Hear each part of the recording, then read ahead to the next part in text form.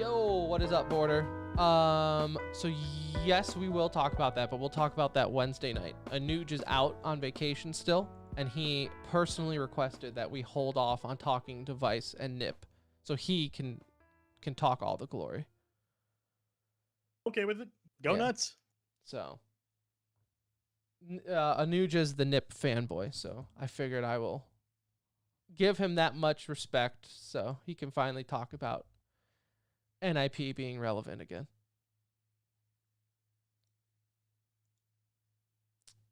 All right. I am ready, Kevin. Are you ready? I'm good to go. Yep. Right. I got everything set up on my end. We're good to go. Do I sound good to you? Levels are good. 1, 2, test 2, 1, 2. Say that one more time. Test 1, 2, 1, 2, 3. Beautiful voice. Incoming 1, 2. Beautiful. Looks beautiful to me. What mic do you have? What mic are you rocking nowadays? This is an RE320. I got it last year when the pandemic money kind of came in. I upgraded the PC and the microphone and the whole setup, really. Electro Voice RE. Very nice. R3. That will be the next. 320. I got a new lens and everything. Microphone's the next on my list. This one was pretty cheap. It was like 200. I know everybody wants to get like the Shure SM57. Listen. Whatever. All these streamers rocking that microphone, they don't understand. Like someone who has worked in radio and has been around audio for the last 10 years, professional grade audio. You're an idiot if you buy that microphone for your Twitch stream with 5 viewers. There's no point. It's now you sound beautiful. Yes. However, you don't need that microphone to do what this microphone here that I'm using is a $100 Shure microphone. A Shure SM58. It's a stage mic, pretty much. It's a dynamic stage mic. It is. Yeah. The SM58. Yep. Dynamic stage mic. I bought it because it needs to be able, like if I went anywhere, I wanted it to take a beating and everything. But hand it out for interviews and stuff like that, man. It's awesome. And then on top of that, like it's like buying a 3090, an RTX 3090, and playing League of Legends with it. That's literally what it is. So look, it looks very professional, and I'm happy for people who can afford one. But I'm just saying, if you are a streamer and you're like, damn, all these cool kids have this microphone, I need this. You don't. You don't. No, not at all. Yeah, Border, we're definitely talking about it though on Wednesday. So be sure then to tune in live, because I'm sure Anuj will, I know it rocked his world. So he has thoughts. Yeah, no, it's because even last episode, he was like very confident, like Device will not be the one. And then all of a sudden Device was the one. So go figure. All right. You ready for this, for the official start? Kick the tires and light the fires. Let's go. All right. So I'll just do the cold ad read, and then you'll know what I'm actually throwing it to you. All you. All right. Let me just delete this start here so it's easier. Welcome to episode 323 of the Centering Esports podcast, presented by Alt. This is going to be the best episode ever because I am back from vacation, but Anuj is not. So I have very special guests joining me for the entirety of the show. Our good friend Kevin Corea is in here, so he will join us and say hello in just a moment. We also have Yikes of the Week. Jeff has left Blizzard. Daddy Jeff is no more. So there's that. I don't rocked our world, so we'll talk about it. We'll consult. This is an area for moment of silence at some point for sure, but we'll talk about how that will affect Overwatch League and Overwatch 2 and everything there as well. And maybe catch up with Kevin on some league news. Who knows? We'll see what's happening with League of Legends. Is that still an esport? I don't know. We'll find out next on the Center Ring. But before we do that, let me tell you about Alt Esports. Kevin, I'm looking at your shirt.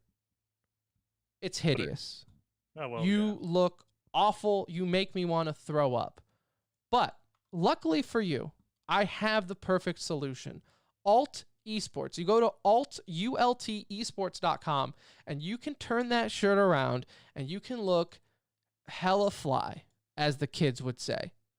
Pick yourself up some tie-dye shorts, a matching tie-dye hoodie to go with it.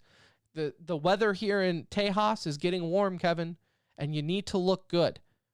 None of this polo anymore. You don't work you don't work low-level sports radio anymore. You don't have to wear a polo everywhere you go. You're right. You're right. That's low-level radio, and I know that from experience. So you don't need to do that. You can finally look good. You want to have a second kid? Wear alt around your wife. She won't be able to keep her hands off of you. Alt, 101 Burglars hoodie sounds really good right now. There you go. 101 Burglars hoodie. You can pick it up. And their new summer line looks like it was just released as well with shorts and all that fun stuff. Check it out, altesports.com. Hey, this is Jeff from the Overwatch team. You're here listening to The Center Ring. Okay, so let's start.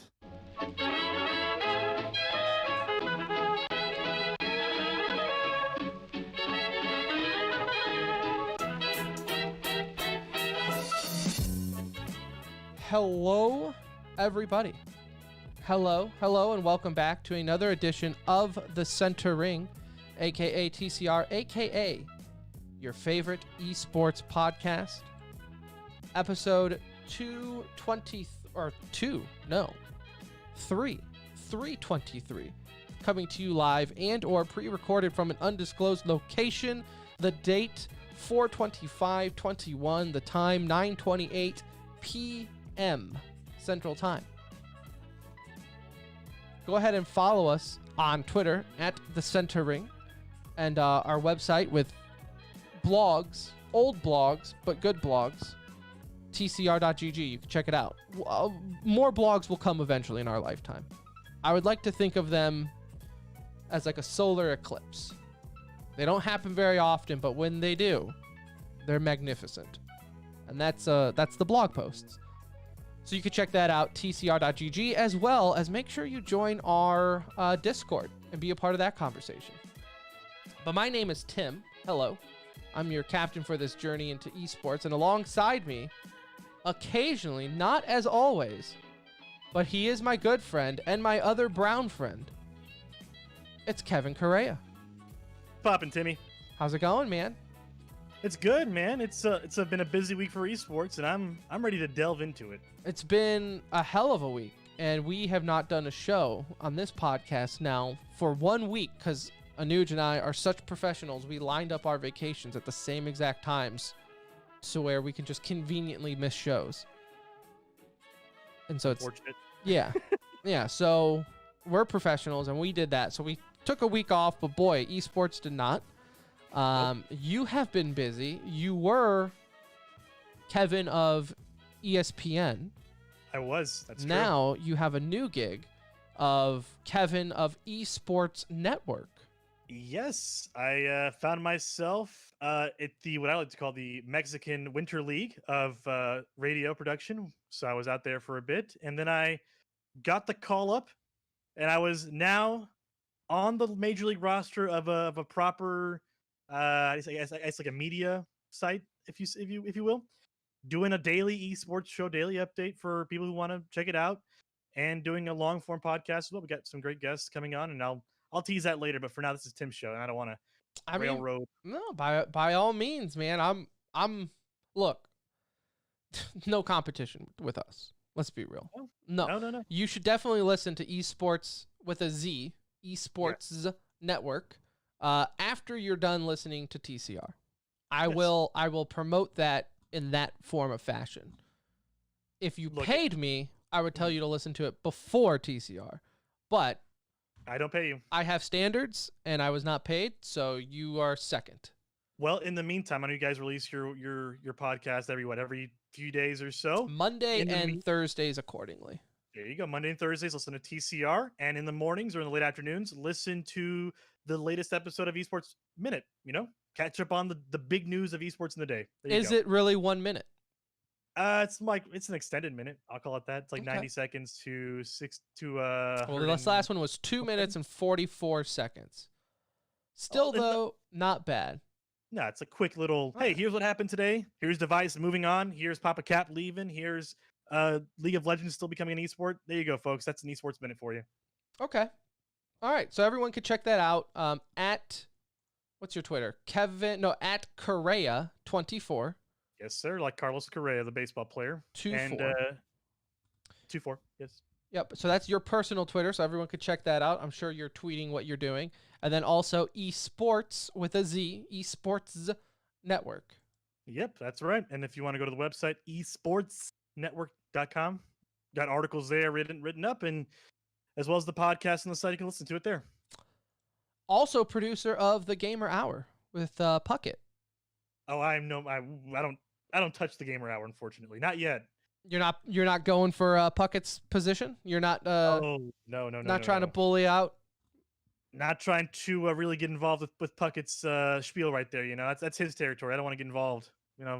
Two alpha males in the same kind of production. That's iffy.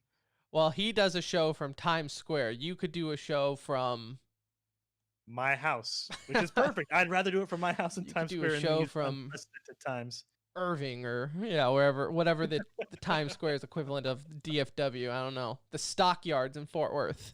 God, could you imagine like doing a show live from the stockyards? An esports show as they do the Bulls and they're just behind you. I mean, it would be interesting.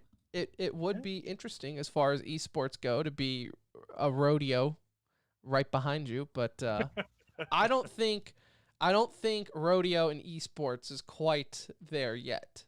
I don't know, man. That's a pretty big overlap in my opinion. I think you're missing out there is on farming primo simulator. audience. I was gonna say there is farming simulator esports, so there you go. Maybe. All right, well, good to have you on. Thank you for joining me as Anuj got back from his trip today, but he's a pansy and he needs a recovery day. Okay. I'm not like that. Me, first off, talked about it before. When I'm on vacation, I'm the best at shutting down. Like 100%. The world is dead to me. Unless I heard device. I saw that news. I'm still on Twitter occasionally, so I'll get the big stuff. But as far as watching anything goes, it's dead to me. I'm on vacation. Second off, I maximize vacation time. I leave at 6 a.m. and I'll get back at 11 p.m. before going back to work. I maximize it. I don't need a recovery. All right. My recovery was a week-long vacation. I don't need a day to recover from vacation. So I just wanted to point that out there, that I care about the listener more than Anuj. Hey, Tim's just built different, guys. That's all it is. I'm just saying, Anuj, he wanted to take a night off. He was like, look, we'll talk device on Wednesday, which is what we are doing, by the way. So we're not talking device and Astralis today. Anuj said, look, put it off. We'll talk about it Wednesday because he is a NIP fanboy. So we'll give him that much and go from there. But that doesn't mean we're going to completely derail the show. And it is Sunday night, meaning Monday show, meaning we have everyone's favorite segment, Yikes of the Week. Kevin, it's where we go over our moments of the week that made you go, yikes. Oof. Doesn't necessarily have to be in esports. This was especially just a general life thing. However, there's so many things in esports that make you go yikes. It just kind of comes out that way. I will go first. Do you have a yikes? I have two. But I will let you go first. Perfect. I will go. We'll alternate yikes here. My first yikes of the week comes from the land of Valorant. If you saw this, Valorant observer Mel, it's a female, opens up about being blackmailed with her nudes. So, Kevin, I know you have a lot of nudes floating out there. Probably. I mean, it's 2021. Everybody got something out there, right? Listen, there's not a phone in my pocket for nothing. So, so she opens up about this, saying, hey, just guys want to clear the air on what's going on here. So it turns out, Kevin, through a long and winding road here, that she got a DM saying, yo, I got your nudes, and I'm going to leak them unless you hit some of these demands. Meanwhile, and this is an obvious Twitter burner account, right? Meanwhile, in another DM, slides in Cloud9, I'm going to say Katie, maybe Katie. I don't know how you say her name. I would be lying to you, Kevin, if I cared about the Cloud9 female roster from a need-to-know name basis. Yeah. Not because they're female, but because I just don't think it's worth my time knowing their names. No, it's a fair point. I mean, I'm not trying to be mean here. It's the matter of life. Anyways, she slides into Mel's DM saying, girl, I'm with you. This is awful. If you need someone to talk to, hit me up. You know, girl power, right? All that. Right. Girls got to stick together type of thing. Pump the brakes because it turns out that the blackmailer was Katie herself. So she makes a burner account saying, yo, I got your nudes. And now she's sitting here trying to become buddy-buddy. The whole reason you say is so that she had an excuse to talk to Mel and be friends. What in the world? What a weird Spanish soap opera twist. I mean, there's a lot of ways to become friends with someone. Threatening them on a burner Twitter account that you have their nudes, I don't know if it's necessarily the right way. It did cost her spot with Cloud9. And I don't believe it's really a friendship that's going to move forward. What? This is classic friendship 101. This is building the foundation, step one, right? The foundation in this case being, hey, let me blackmail you with me on a burner account saying I have your nudes. And just classic, we're best friends now 2 weeks later, right? That's how it works. Or I don't know what kind of, weird logical leaps Mel had made to think that she could maybe not get away with it, but attempt it in the first place. What was the end game here? I don't know. I think it's just that's twisted. There's Now, so many different ways to tackle this. I will also say this too, and I have a long-standing rule: is we don't negotiate with terrorists. Right. If anyone, now first off, there are no nudes out there of me, because no one wants to see this. But if there were, and someone tried to threaten me with them, I would just be like, brother, you let him ride. Like, you want to blackmail me? You want to do this? Sure, go ahead. Go ahead. Oh, people are like, oh, I'm going to show your internet history. By all means, please do. I got no shame. Those are My your wife already nightmares. knows. Yeah. My wife knows. Right? Come on. Hello. I'm a guy in 2021. What do you think I'm looking up? I got the internet, bro. It's okay. Let it ride. There is nothing someone could blackmail me with that I would not just double down on, be shameless of. Nothing. No, fair point. I mean, and on top of that, I'm seeing that they both released statements somehow. Katie saying that she's quote unquote taking a short break from the public space or whatever. This is not something you take a short break from. This is how did you ever think this was gonna play out?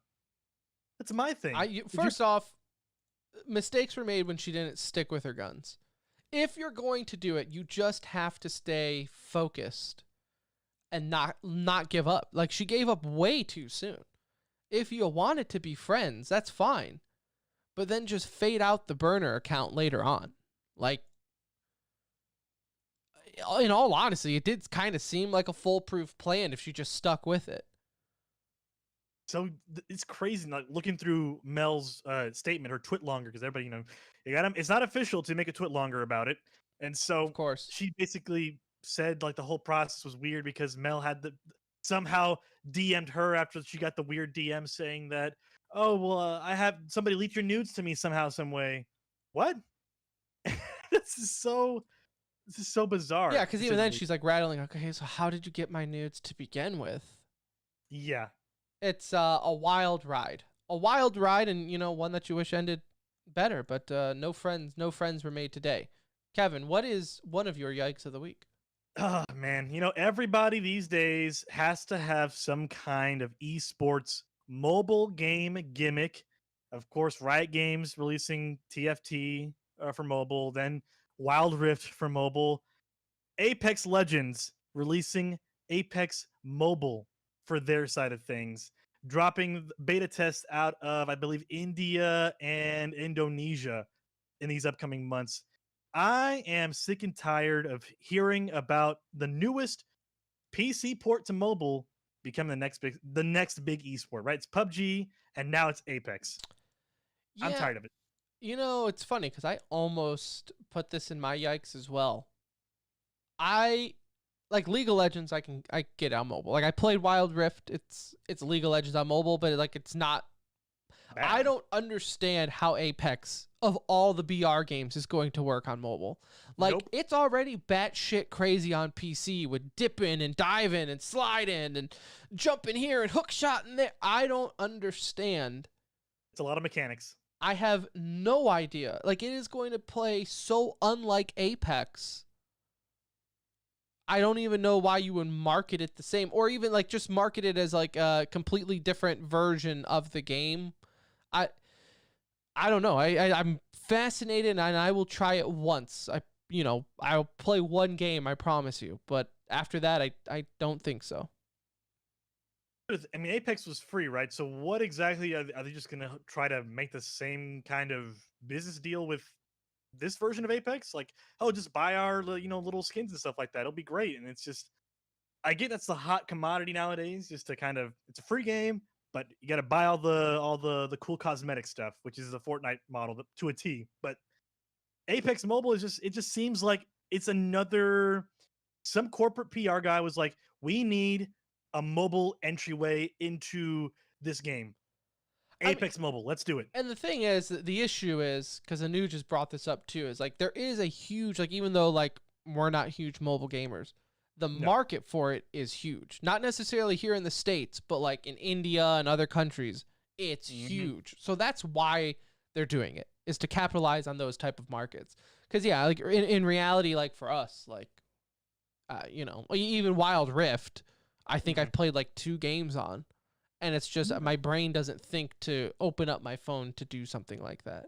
And to be fair, Wild Rift, I think, is like a mobile port done right, because these games are quick. They don't last more than 10, 15 minutes. The mechanics are still pretty much the same, and they're more smoothed out. Like, I think if they ported the mobile version to PC, it would actually work better somehow. The graphics seem more, I don't know, fine-tuned and all that. But I just can't see how an Apex to mobile port would work out the same way. Does that make sense?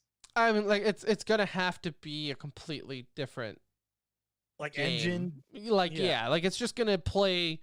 Like it might be called Apex Legends and it might look like Apex Legends, but it will not. I mean, there's just no way. There's no way. It's really not, and it's maybe they're just trying to. I mean, this is another what would you call it? A revenue path? Revenue? Yeah, no, 100%. This is they're capitalizing on revenue opportunities, which, hey, you know what? That's the name of the game, so I'm not knocking you for doing it. I'm going to be fascinated to see how it plays, because Apex is such a crazy FPS. I don't see how it translates to like an open world like that. I don't know, but Call of Duty does it, and a lot of people play Call of Duty Mobile, and that's also a crazy game. So maybe PUBG Mobile was pretty crazy for a few years, and then they just shut it down this past year. So maybe they saw something we didn't. PUBG Mobile. Oh, PUBG Mobile shut down? Yeah, they did. Oh yeah, that was like a month ago or 2. They announced the shutdown of the servers. Like officially? Yes, this is like an official statement. Let me double check, but yes, like totally 100% PUBG Mobile is dead in the water. You know what? That sounds vaguely familiar, and I think that might have been something we brought up on E-News. PUBG Mobile doesn't get a whole lot of play on this show. That's something. So PUBG Lite Mobile is shutting down, which is okay. That's the same thing. It's shutting down. It shut down last month, like April 29th. I know, like there was issues like with servers, like in like certain countries and things like that. So yeah, crazy. That is my yikes of the week. That is Apex Mobile is now another yikes for me. All right, my other yikes here comes from Flashpoint, because that's still a thing and season 3 is still happening. That doesn't mean though it's going flawless, as Flashpoint qualifiers have been plagued with cheaters. Now, they're doing one of those qualifiers where it's very open. Like, you and I could do the qualifiers if we wanted to. The issue, though, that this entails is you just get people who, I don't know why, in the world that we live in and the technology given, people still think that you can cheat your way to the top and then just turn off said cheats and then never get caught from it. Yeah, some questions raised when they figure out that this guy isn't performing like we thought he would. Yeah, so And all of a sudden- Dennis, formerly a Fnatic, tweeted out saying, like, look, we were just eliminated by this team that was full of cheaters. One has been banned previously or on a different platform, but, like, regardless, it still kind of sucks that we were bounced from this, you know? And there's no seeding in the qualifier, so it's like you have, like, teams that are good that should be making it further getting dropped because of just, like, they're up against each other as these trash teams are playing each other getting through. It's been a mess, but yeah, still cheating qualifiers. Like, I don't know what your plan is when you get to the actual big dance, because you're either going to play with your cheats and get caught immediately on stream, or you're going to turn them off and it's going to be pretty obvious that, like, hey, what happened here? Your skill just is completely gone. Curious. So, like, what? It goes back to that same thing with, like, the logical leaps of some people. They're convinced that nothing can ever go wrong because they've thought it out too well, too far in advance. But it's the same thing. Like, you turn off the cheats, you're gonna get caught. We're all gonna figure it out. You're gonna look stupid. You're gonna get banned, and it's bad for the entire scene. You know, it adds credence to the fact that people don't see esports as a real professional, kind of model to look at. And it just kind of adds fuel to that fire. So it's kind of sad. Yeah, I do. It's. And I always give crap about this with esports here. But we're $1 billion industry, right? That's what people always tell me. It's $1 billion industry, Kevin. And yet it just seems like no one has their shit straight. Like, $1 billion industry, a league that teams paid millions of dollars to be a part of, and your qualifier is just... Maybe hinging your entire industry on the backs of teenagers and young 20-something adults isn't the best, safest idea in terms of money making. I don't know. I don't make the business decisions for these organizations and these tournament organizers, but I feel like there needs to be a little bit more how would you say, like, some more rigorous like, kind of just pat downs, just kind of figure this out better. Who is really playing what, give them a different PC, give them something different, because it's just so weird to me that there's no vetting in terms of these players and teams, especially now with online taking over in these unprecedented times. On paper, the truly open qualifier sounds really good. Yeah. Like, it, much like how Valorant and all, the truly open qualifier always sounds good on paper. Mm-hmm. But there's a reason we can't have nice things, and that's mainly because of cheaters. Disappointing, to say the least. And you had one more yikes? I do have one more yikes. And so every time I come on the show, I usually come in as a League of Legends correspondent. And at some point I mentioned how much, like, oh, well, the champion diversity within League of Legends is just amazing. They played through like 140 out of their 160 champion pools or whatever. Turns out this year is a little bit different because, unfortunately, League of Legends, their champion diversity is dropping. They've gone from playing 140 of their characters or heroes, whatever you like to call them, down to about 115 of them, according to this article from Esports, of course, where I did a little story on them this past week. And so this is just bad news, apparently, because they have roughly 10 champions, all within the 80% range of, like, pick or ban. Either this champion is so good you need to pick him up if your first pick, or ban him outright so the other team doesn't get them.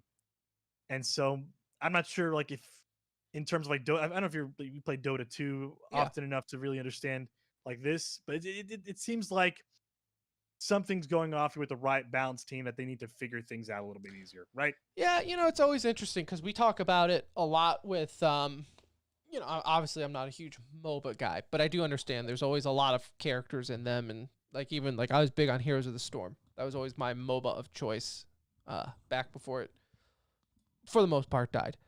Yep. And even then, like, it was, like you said, it's very clear, like, there are some characters in there that you're just never going to see played, ever. And it's just part of the design, it's part of the balance, and that's why in MOBAs, above any game, get so many balance updates, mainly to rotate people in and out. Yes. But now when you get to a level like Dota or League, where you're talking 140 people, like, people are wondering in Valorant, hey, when are we going to start seeing agent bans, right? Well, one of the developers threw this off into a stream, so it's nothing official by any means. But he was like, I would like to see at least 30 agents in the game before we really start seeing people get banned. Because that's really when you start seeing meta shift, right? Like, when you add in bans, that's community-controlled meta, not so much balance update meta. Exactly. And so I'm glad you brought up the Valorant ban things. I was just thinking about this after playing a few matches the other day. I'm just like, some of these agents are really kind of busted, and it's like if you don't have this agent on your team, you will not win a match. Like, and Boy. it's just insane that I would they ban haven't- Viper now out of frustration. Viper, yes, They 100%. they took Viper to be the most irrelevant agent in that game and just made her, I mean, for defense, an auto pick. Her stupid ass Venom that knocks off 50 health instantly. Jesus.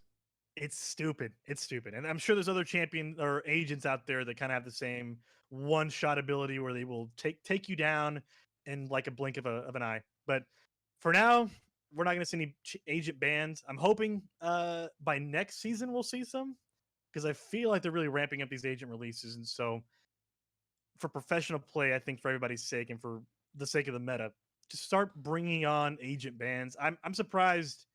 Not really surprised. I guess Overwatch doesn't really do it anymore. They haven't had a real big release, have they? I mean, not for a new hero in Overwatch for a long time. Echo Yeah. would have been the last one, and that seems, God, while over ago. a year ago. Yeah. So, I mean, once Overwatch 2 was announced, it was kind of all put on hold, and now that's been taken forever, obviously, with COVID. Yeah, it's interesting because it's like, on one hand, when you have so many heroes or characters, whatever, and then you have the ban system and all that, it does help create meta and everything like that. And I feel like developers have to get involved less.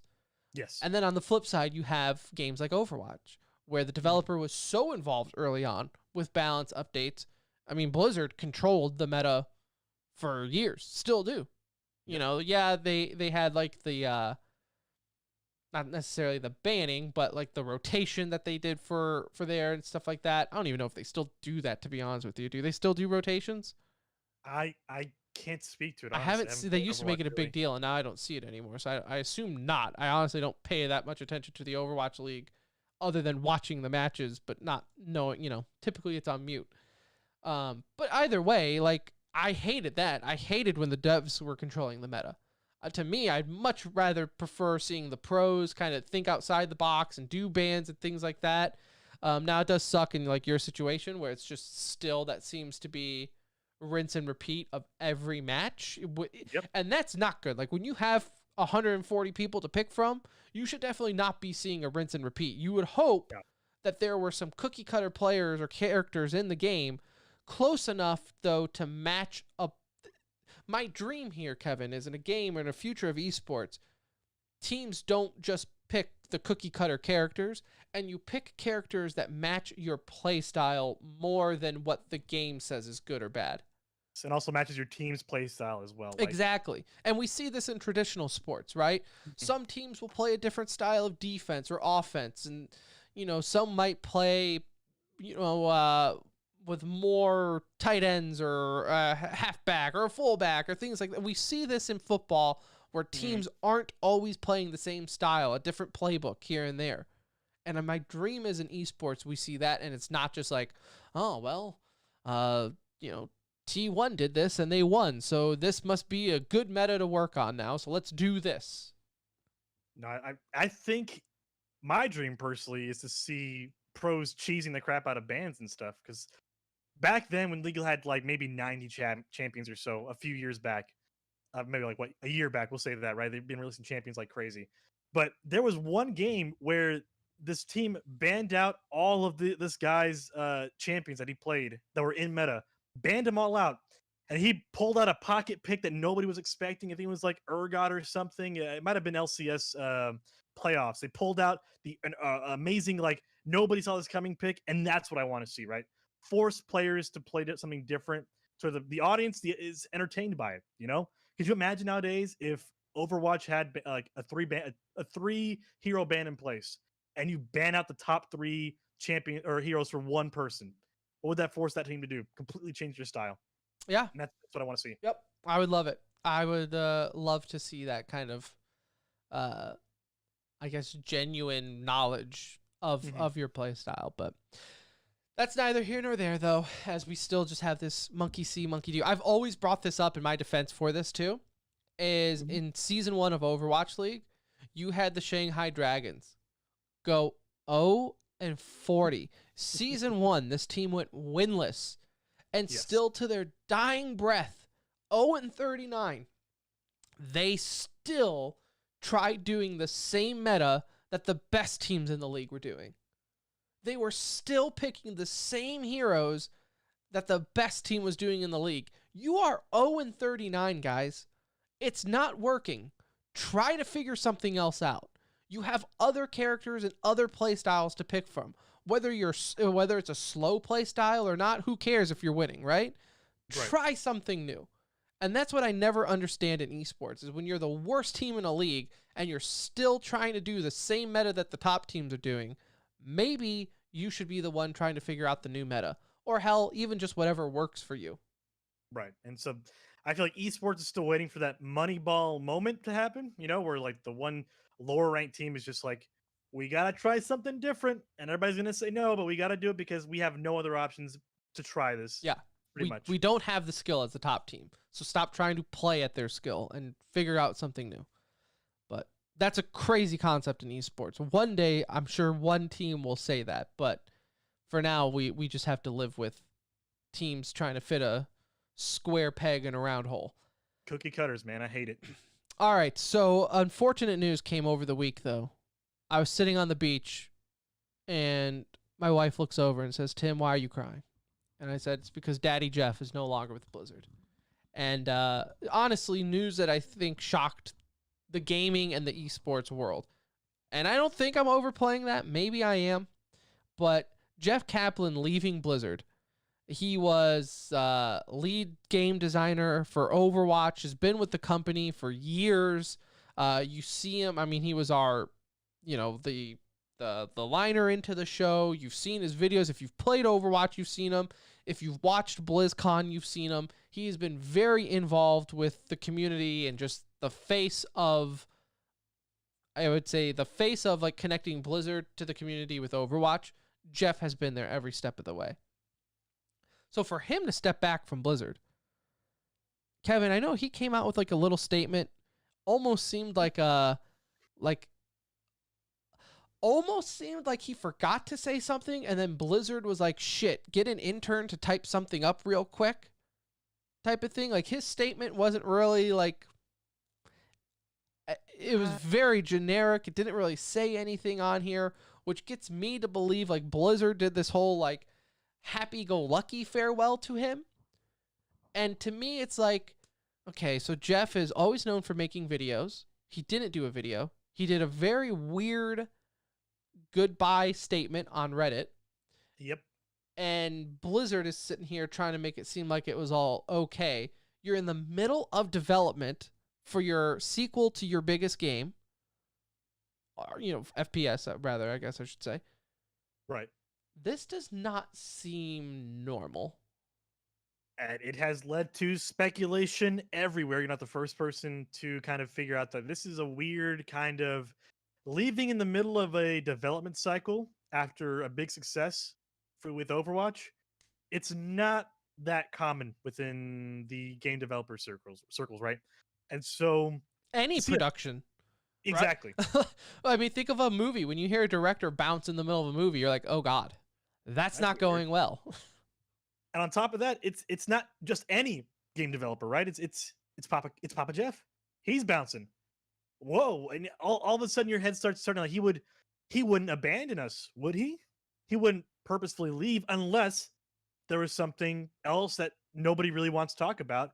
And it could be anything. It could be the direction of Overwatch. It could be the game development of Overwatch 2, where that's heading. He couldn't maybe not agree with it. And it leads so much to just the wild theories out there from, oh, well, Overwatch is clapping down, so Jeff has to leave. Overwatch 2 is taking too long, so they're gonna blame it on Aaron Keller instead, the new guy who's gonna take over. And he didn't want and Jeff didn't want to be a part of it. And I will say this too, and I've met Jeff in person multiple times. Several times. I was gonna say several times. Multiple times. And before you ask, yes, he did remember me. He is genuinely a good dude. Yes. Genuinely a nice guy. And I've even talked to people who worked with him on a day-to-day basis, and they say the same thing. Like, the Jeff you see in the videos is that Jeff. Like, that's him. He's just a nice dude. He's a good dude. You know, he'll sit there and talk to you way over the amount of time he wanted to talk to you.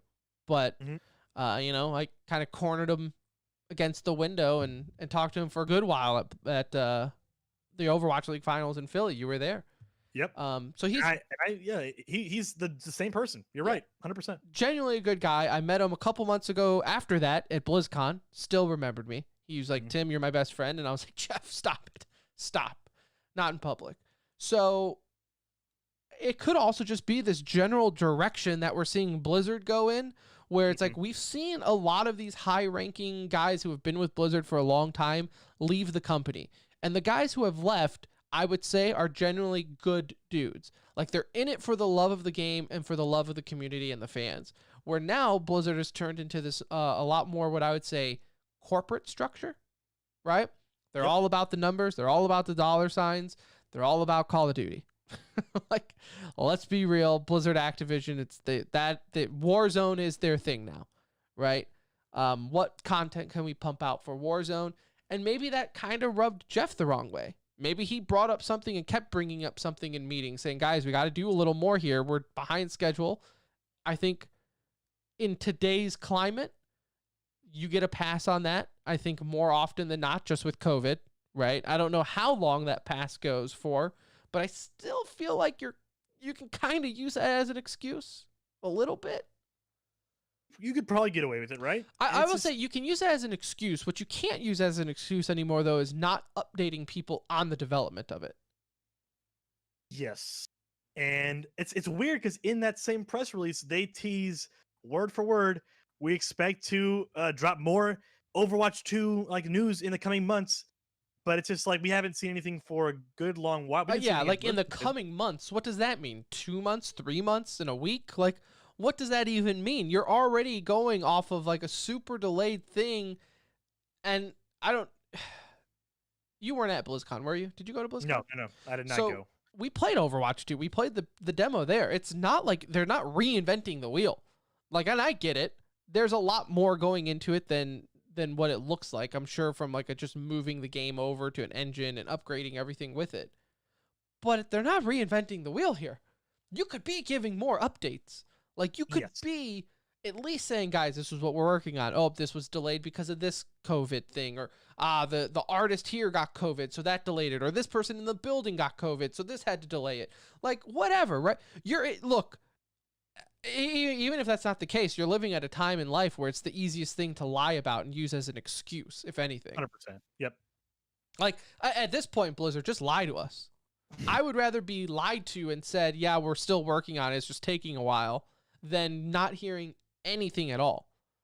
And that could be a direct result of, like you said, that corporatization of Blizzard, of Activision Blizzard kind of taking over things, and they're just like, you know what, we need to worry about the fans. The fans aren't the priority right now. The priority is Call of Duty. We can throw in some like art or something, release that like in a few months, and that'll be the Overwatch 2 update, right? But they haven't even done that.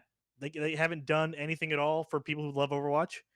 I don't even know what their real involvement is with the Overwatch League at this point, outside of just providing their name and their game. What's to give? Yeah, and so now, I mean, from what I've seen, there's been no word on where Jeff is going. If I had to take a guess, he's probably joining what's the break-off company? What is it? It has something to do with snow. Company for the guy left Blizzard and what is it, Kevin? I'm Googling it. I'm Googling as well. Launches new gaming. Dream Haven has nothing to do with snow. I lied. Dream Haven. I don't know why I thought it had something to do with snow. Maybe you were thinking you wanted revenge on them somehow. So just like maybe they'll name it something different, like Hailstorm. But that's what I thought it was. I could have sworn I saw like their thing was like a polar bear. Maybe I'm high. I don't know. I could have sworn it had something to do with snow, but I'm looking at the article. It's Dream Haven, and that's what the former co-founder of Blizzard left Blizzard and then later created this, and they're going to do RTSs and whatnot there. Would not be surprised if we see Jeff go there.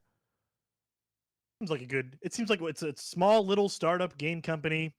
It seems like right up Jeff's alley, right? Well, and it's what Blizzard was, right? It's you got these guys who had made Blizzard and they loved it and treated it a different way, and then Blizzard got big, and as big companies do, you just kind of have to look at for help and support, and sometimes that lends itself to losing its way, and that's just life. Look at any other big company, Apple, Windows, all of them, right? All these big companies, it's all happened to them. What's funny, I don't know if you go to the careers tab on dreamhaven.com, you'll see all their offices, same city as Blizzard, Irvine, no big deal, just right across the street. Probably right around the corner. Yeah, literally. And it's the same people who work there, so the commute is probably like maybe 5-minute different. Go have lunch with your former coworkers. Yep. So it's it is interesting now. It just seems like to me another black mark on Overwatch. And I don't know if it's fair because it's completely different than the Overwatch League, but in the world of esports, Kevin, it's all one and the same. Like, unfortunately, that is the truth. I think the majority of people, and this is almost a fault of esports, and I don't know, maybe we can discuss it later, maybe it's for a future episode, but it is something that esports needs to take a look at. And it's that retaining the audience that is no longer playing the game, right? Like I had a buddy, Brett, former co-host of the show, RIP, loved Overwatch. He was like the Overwatch guy for the show, me and him. Right. He loved it. We played it every day, no joke, for like 3 years. And then just one day it stopped, right? But now I still watch Overwatch League because it's what I do. It's, do the show and all that. So I'll still occasionally turn it on if there's nothing else going on and just watch the matches for memory's sake. I don't follow it nearly as hard, but I still watch it. I still appreciate it. He doesn't watch it. He doesn't. He's like, dude, I haven't touched Overwatch. I haven't even looked at Overwatch League. No idea what's going on. It's dead to him because he doesn't play the game anymore. Right? Same thing with Counter-Strike. Doesn't watch Counter-Strike anymore because he doesn't play the game anymore. Right. He watches Rocket League because he still plays the game and he still is interested in that game. Now, Kevin, I have not played an organized game of football since freshman year of high school. But guess what? There's not a football Sunday that comes around where I'm not watching a game of football. You're right. So, to me, this is just a more long-winded way of saying is when Jeff leaves Overwatch or Blizzard, it's just one more black mark, one more bullet in the gun for these people outside looking at Overwatch League, waiting for it to fail, to be like, see here? This is why the game's falling apart. No, you're right. It's a total disconnect. I don't think we've reached that level of esports yet to where the average viewer is either somebody who doesn't play the game or is just in it for, just the players in the organizations. Most of the people who watch esports play the esports they watch. Like you mentioned, Brett watches Rocket League because he plays Rocket League. I watch League of Legends, LCS, LEC because I play League of Legends. I watch Valorant tournaments because I play a little bit of Valorant, and it's so, for me, it's the same thing. Overwatch has become kind of a chore to watch. The Overwatch League, it's a little bit of a chore to watch now because I don't play Overwatch anymore. Now, that's also, though, because they make it a chore. You're right. This is my other rant. As a casual, look, I will be the first to say I don't agree with everything Blizzard does, but I do love the people that work there. We have met a number of people that work at Blizzard, and the people that I've met are the nicest, hardworking people you'll meet in gaming. That being said, that does not give them a pass for the Overwatch League. Even as a casual viewer, I sit down. They just started last week or so, whenever first week of vacation, I guess is when they first launched it, April 16th. So right the weekend when I was going out of town. It launched, okay? Overwatch League Season 4, it's here. Everyone's super excited. We have the new Korean division, Chinese, NA, it's all here. It's all good and well. Now, me, like I said, I'm more of a casual viewer now. I'm not super hardcore into it like I used to be, Kevin. That being said, it still should be pretty easy for me to watch matches, especially when it's my local Dallas Fuel. You're right. However, Kevin, Hit me with it. I'm going to go on a little salt mine rant here for you. Go nuts. Overwatch League, Blizzard's biggest esports cash cow. Millions upon millions of dollars have gone into this from Blizzard, from teams, from fans, from YouTube, advertising. Millions of dollars are in this. Your marquee matchup to start off the year, Houston versus Dallas, the Texas Showdown. Hell yeah. That's exactly how you should start the season off. Because It doesn't matter how bad those teams are. Houston versus Dallas, you're going to have the entire state of Texas watching. Storylines galore. Awesome. So it's Friday, April 16th. I'm chilling at my home because I'm still on baby leave. All of a sudden, I look down on my phone on Twitter. It's 1 p.m. And I see a score update. Houston beat Dallas. They're up one map. And I'm like, well, hold up. Friday? Is this like a replay from last year? What's going on here? And I go, and I knew the season started. I did not know it started though at 1 p.m. Central Time. That's how you're going to kick off the season? 1 p.m. on a weekday for your local Houston and Dallas? You're going to kick off your season, Blizzard, at 1 p.m. and then the following game, LA Gladiators versus San Francisco Shock, the California rivalry, right? Huge matchup. That's at 5 p.m. on a Friday. That's 3 p.m. their local time. Yep. So I am confused as far as now looking at the Overwatch League. What is their target market, right? You say, well, it's going to be the local. They wanted franchise city-based teams. I get it. And I'm totally still on board with that. And I don't care if it hasn't worked out yet. I am still totally on board with it. I love the idea. Don't know if it's necessarily going to work, but you know what? That's okay. Because I still like the concept of it. I'm a traditional sports guy. Sue me. I like it. That being said, you're not marketing this for the geological teams, right? This isn't geological based. Am I saying that right? This isn't geo based. Yes. Like you're not setting this up for a Dallas Houston fan base to watch. It's Friday at 1 p.m. Half the people are going to be working or at school, right? Like me, I'm still on leave because I had the kids. So I guess I got to watch it once I realized it started. But even then, it's 1 p.m. Like, that's not really convenient timing for me. Just living life. No. And then you have the second one with this in California at 5 p.m. 3 p.m. their time. People are getting back from lunch at work. They're still not home for the day. Hell, you're not even home from the day if you lived here. No. You're just getting off work if you're on the East Coast. And I looked up the times because you're thinking, well, Tim, we all know that this is like all for Korea anyways because the teams are Korean. Well, that's not. It was like 11 o'clock p.m. Korea time. I looked it up. So it's like it's not even for them necessarily. And for Europe, it's like you're not doing it for Europe because you have, one team for Europe, 2 teams in Europe. China, maybe a couple, but even then, I don't understand. Like if you're Blizzard and you're doing this worldwide league, which is huge, right? Some could say it's never been done before in this scale. I still think you have to decide, okay, are we going to give the times to the local teams and the local fan bases? Or are we just going to say F the fans and give the teams up to whichever biggest area watches? So whether that be we get more viewers in China, more viewers in Korea, and we're going to go that route. Because right now, I felt like this was a middle finger to the fans.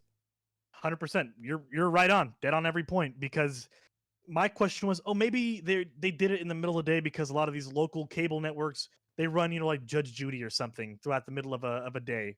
And so maybe they wanted to put it there to get some airtime. No, none of that. They just do it at 1 p.m. because I feel like they just didn't have any thought and go into this. And it's not even for China. I just looked it up. 1 p.m. Texas time is 2 a.m. China time in Shanghai. So it's not for them. It's not for them. Nobody's up at 2 a.m. watching these matches, right? 1 p.m. Texas is 3 a.m. South Korea time. So not for them. Nobody in Korea is going to watch this. London. Maybe there's a huge following in London. That's 7 p.m. So there you go. Tea time, I guess. But that's at least what I would call 7 p.m. is prime time sports time. Yep. If I'm watching a game, my wife, everyone knows 7 p.m.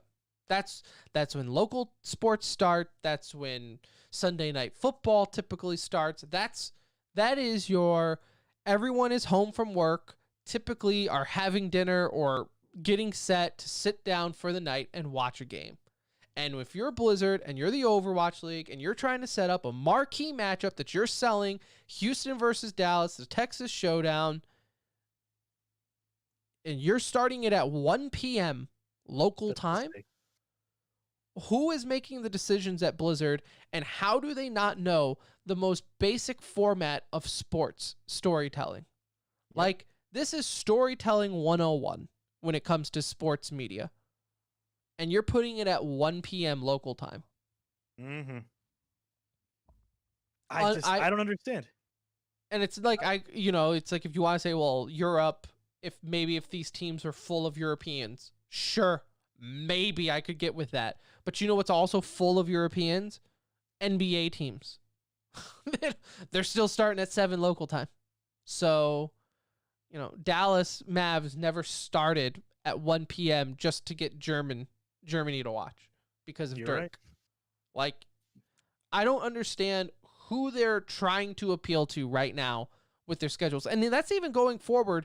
There is no late game. Their late game is 5 p.m. our time. So even when I go back to normal life and I have to work 9 to 6 for my full-time job, like that's like for full-time people, like that sucks, right? Games are starting at 2 a.m. or 4 a.m. And I get that because teams are in China, teams are wherever, right? So the Chinese teams you're playing in China. I get that. That's the worldwide league part, and I get it. But my God, you have to make it accessible for these fan bases to be a part of. It's tough if you're a Dallas Fuel fan to get really engaged with these games that are happening at 1 p.m. and I have to watch it like on my cell phone while at work or while going out with the kids or something. You know what I'm saying? Yeah, and on top of that, looking at the May Melee that's coming up, the later matches only start happening at the semifinals and beyond that. The latest game is in the grand finals. It's on a Saturday at 8 p.m. Guess what happens on Saturdays at 8 p.m. usually? UFC fights. So it's I don't necessarily hate that because esports in general has never acknowledged normal life sports. You're right. Esports is its own thing, and I think they kind of have to just say, like, look, we got to do it. Like, hey, I'm at least glad that it's at 8 p.m. Like, at least you did it that way for us so we could watch it at a reasonable time. But, I just don't understand with the scheduling and the way they're doing their matchups and things like that. I don't understand who they're trying to appeal to or at least sympathize with at this point. It doesn't change for June, by the way. The matchups are still happening, middle of the day, 1 o'clock, 2 o'clock, 3 o'clock. It doesn't change. So that they haven't either properly researched when they're starting these games or why. They're just kind of throwing it out there willy-nilly. Whoever is in charge of Blizzard's marketing department for Overwatch League needs to get on top of this like 3 months ago before this even launched. But this is just... And I'll say this, right? If anyone from Blizzard's listening and you're yelling at us right now because we don't know what we're talking about, I would love to know why then. Just say, hey, no, we're doing it because this part of the world watches at this time and it's the most viewers. And if that's the case, again, you follow the money and so be it. And I guess, sucks to be a Dallas Fuel fan because I have to watch the games at 1 p.m. But If it's for the betterment of the league, I get it. If that's the case. Now, that being said, viewership, I don't know what they want it to be, but it's not terrible. You know, you're looking at, like, when I look, it's like 60,000, 80,000. I think for that, the crazy, what was it? Shock Houston match, which was just insane. That could be the match of the year already in week 1. Mhm. I think that was like around, I saw maybe 90,000. So that's I think it peaked like 110,000. okay. Did it peak then? Okay, just when I looked, I'm just going off of when I looked down at the viewer count. So I mean, that's not bad. That's, again, I would like to think for your marquee matchup, Overwatch League is in a situation like where they have their schedule that they're going off of to look at it and say, hey, we have our Sunday night football. Give me your Sunday night football game, Overwatch League, and I want to have that every time. You know? Right. I want to know what match like, as a casual fan, I want to know exactly what matchup I need to watch by just looking at the time slot. Just seeing here, you know, You're right. what is a marquee matchup for this week? So that's what I want. I found the viewership stats on esportscharts.com. Okay. Dallas, Houston, top rated match so far, day 1, week 1, 113,000 viewers peaked at. That's the peak. The second highest peak was that same weekend, Shock versus Outlaws, 112,000 viewers. So I'll link it here in the chat, just so people can kind of see it, because that is the viewership numbers for the league so far. And I mean, since that week, it hasn't topped those numbers. So that's, maybe they're doing something right, I guess, right, quote unquote, in terms of that sense. But I feel like, and like I said, I don't know what they want their viewers to be. Like, to me, that's good. Like, now, if it were on Twitch, it'd probably still be higher, because like Twitch, even your average game, I think, was over 100,000, like on average. You know, like maybe the Chinese matchups were low as expected. It's just the audience isn't on Twitch for those; they're on some Chinese streaming service. But I don't know. You know, and I never put a whole lot of stock in viewers anyways, because as we've seen countless of times, not the most difficult thing to fake. Not that hard to fake viewer count. So I don't want to say fake. That's fluff. It's not hard to fluff your viewer count. Right. No, I agree. I'm sure there's still a lot of people tuning in. Overwatch is still a wildly popular game. So I think, 60, to me, looking at a matchup on YouTube for Overwatch League, 60 to 80,000, peaking at 113 for a normal match, not bad. Now, if it's for like opening day, marquee matchup, I would like to see that up a little more. That's where I think you screwed up by your time. I mean, I don't know if you remember the viewership numbers for the Dallas Fuel homestand from a few years back. That peaked at close to 200,000 viewers. Yeah. Do you remember that? That was insane. Yeah.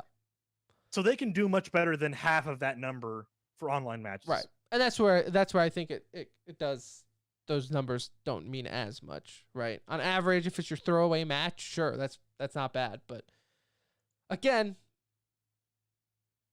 millions of, like, $20 million, $25 million was the buy-in. What was it for, like, season 2 for these teams? Like, it's, you want sounds about right.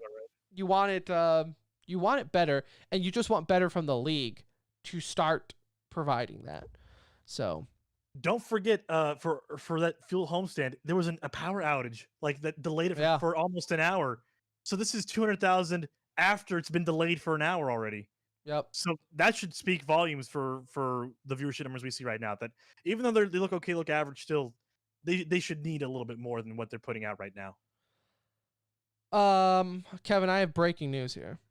Live on the show, live on air. Tell me.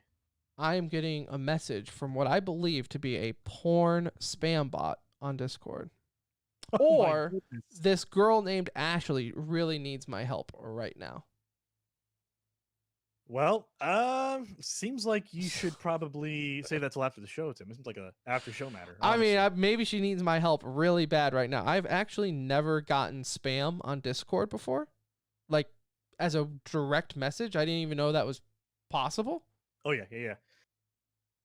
It's just ever since I've been signing up for those 30, 70, 30, 80 like Discord servers where you're hunting for them, people just spam DMs like crazy. You got to turn off the options that say receive messages from Yeah, like I've anonymous never people. had to deal with that. I never had to, like, I always saw that. And I was like, nah, anyone can DM me. Because like with listeners or something, go ahead, DM me. No. Right. Now I'm getting this spam from Ashley who says, hi, how are you? And I said, good. She goes, are you busy? I said, sort of. She goes, can you help me? And I said, sure. Now I just want to know. Oh, now we're gonna figure this out. Now I want to know, like, what do you need help with, Ashley? I'm worried. I am worried about Ashley right now. I thought the breaking news was going to be that Nomad Land won Best Picture at the Oscars tonight. Also, Oscars happening tonight. Did it? So Did it? It did. I Nomad, have not watched an award show in years. They have not changed in person or otherwise. Years. I'll Google the results, sure, because I'm somewhat interested. But you know what? Also, though, I'm in a time in my life where I have seen Moana. I see Moana at least twice a day right now because it's the only thing that my 20-month-old will just like. If it's a bad day, you put on Moana and it's good. So, you know, I like these movies. I have no, like, I'm looking at it here right now. Actor in a leading role, like Mank. I have no idea what Mank is. I've never seen The Father, never seen it. Sound of Metal, never heard of it. I am so out of touch with what is popular right now with movies. If it doesn't have a superhero in it or if it's not animated, probably haven't seen it. Nope. Though that one movie on Amazon, I believe, the shoot 'em up movie, kind of looks like John Wick. Ooh, with Better Call Saul. That guy? Yeah. Nothing. Nobody. Nobody. That might have to be purchased to watch. It looks... I've heard good things, man. I'm not going to spoil it for you. Pretty, yeah. No, I want to see it. So I'm looking at these movies. I have no idea what any of these are. No, My Octopus Teacher, best documentary feature. Soul's a great movie, but again, animated. Pixar. Yes. Definitely seen it. If it's on Disney Plus, I've seen it. Either because my son watches it or because I also like watching cartoons because life is too stressful. They're engaging. I They're just fun need to watch, something. man. Yeah, I need something fun. I need something interesting. Maybe gets me to think a little bit about my life. That's just my life. But that being said, friendly reminder, it is award season with the Oscars. You can actually go to the Esports Awards and nominate your nominees as well. So we always encourage, if you do feel like nominating us for something, you have, I believe it's like content something of the year. I don't know what it is. They don't have like a podcast area, but you can nominate us. They also have apparel or brand, something like that, clothing apparel. You can nominate OWL2. I'm sure there's some community award in there. You can nominate Philly Esports for. These are all friend of the show. You can also nominate Kevin. Yeah. For something. Maybe for like esports coach of the year, because I'm just coaching up Tim over here on how to engage the audience with his own show, you know? There you go. So whatever you feel like you want to nominate us for, go for it. And I don't care either way, because it's fan voted Esports Awards, and we all know the Timmys is the real Esports Awards. Update on Ashley. She needs help with, she says, I own a server with 100,000 members. I try to ask for partnership with Discord, but they refused. They said that my account is too new to make such a request, so I'm looking for someone who can help me. Because me, the random you messaged, would know exactly what to do. What does it even mean? Ask her like how you can help. What do you need from me? Like, what do you want me to do? I've got your nudes here, Ashley. Right. If you don't give me what you want, I will send them and leak them everywhere. Is this Ashley. just her wanting to be friends with me? Is this her roundabout way of saying I want to be friends? Maybe. So thoughts and prayers. Hopefully everything works out for Ashley's server with 100,000 members that she apparently can't get any attention from Discord on. Somehow, I mean, good for her though. I mean, her account is so new, but yet has 100,000 members on a server. Like, good for her. Good for her. So there's that. There's Overwatch League talk, whatever you want to call it, just a hodgepodge. Anuj won't do that with me. So I wanted to get that right there, okay, for listeners of the show and Kevin, that will probably be the most we talk about Overwatch and the Overwatch League for the rest of the year. Probably till the grand finals happen at some point. Even then, it might just be an e-news topic. We'll Fair see. Well, it might just be another repeat of that where it's like, what the hell happened this year in Overwatch? Because all the matches happened at 1 p.m. and I didn't watch any of it because of it. But because I was working, because I was at school, because everything else just I'm angry because I care, though. Because I still watch Overwatch, and I'm like, damn, this is still fun to me. It's still fun to watch. The fans, I felt like, were second to none in esports. I loved going to the events. And it just bothers me that it seems like the league itself doesn't know how to capitalize on it. Let's be very clear. We're angry because we care. Yes. That's the only reason why. 100%. All right. Now, I would be besmirched. Am I saying that right? Besmirched? Yes. If I had you on the show and did not ask what's going on in League of Legends. Oh, man. They just wrapped up their spring splits. I watched Cloud9. Cloud9 dominated. Yes. Dominated. You saw that, huh? I mean, I've never seen anyone play League of Legends as well in my life. I mean, there's been a few people who play League of Legends better than I'm most just saying people. right now, if I had to put money on, Cloud9 is winning Worlds. Well, we got to get through MSI first. So MSI is coming up. Just get through. It doesn't even matter. They're going to win Worlds. Matters a little bit. It starts up June 6th, I believe. It runs through that whole summer. That's the summer premiere event of the year for League of Legends. And so far, so good. That matchup is set. So Cloud9's in it. Like your boys are in it. MSI Mad starts Lions May are in it. 6th. Yes. May 6th, not June. You said June. Oh, sorry, May 6th. My bad. European dates are weird because it had 6-5, and so I was like, "Oh, yeah, no, you know what? That will get you. That will get you in trouble. Those Especially European dates, those ass backwards dates will especially if you're traveling internationally the way everybody else has. Yes. Those will get you in trouble. That has happened before. Next week, May 6th or May 5th, it'll start up. But Cloud9 is in it. Mad Lions are in it. Few, like Istanbul Wildcats are in it. Never heard of them before, but they should be exciting. Pretty awesome. Pretty awesome to be in it. I always love the one random off team. You get that in Counter-Strike too sometimes where you're like, yeah, where did you come from? It's like South Africa. Okay. We won our region. We got the invitation, right, guys? Yeah, right. Yeah, okay.